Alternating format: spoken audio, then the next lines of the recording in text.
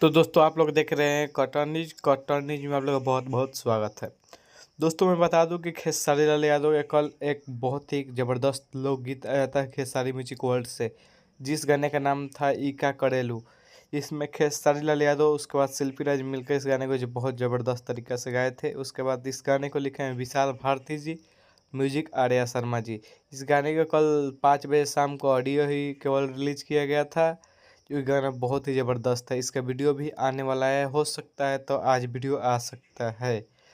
उनके टीम से पता चली है कि वीडियो आएगा 100%, लेकिन हो सकता है कि आएगा आज शाम तक या दिन में। तो दोस्तों वीडियो आएगा तो पूरा धूल उड़ा देना है। वीडियो भी बहुत ज़बरदस्त है। उसके बाद लोग बोल रहे हैं कि ये कॉपी गाना है। छोड़िए, कॉपी है उससे हम लोग को ध्यान नहीं देना है। गाना मस्त है, ज़बरदस्त है, बस गाना सुनते रहिए। हम इतना ही कहेंगे। तो बस ये क्या करेलू, इसका वीडियो भी आ रहा है। अगर यूट्यूब चैनल पर नए हैं हमारे तो चैनल को सब्सक्राइब कर लीजिएगा। भोजपुरी का हर छोटी बड़ी खबर देखनी है। तब तक के लिए बाय, मिलते हैं नेक्स्ट में। जय हिंद, जय भोजपुरी।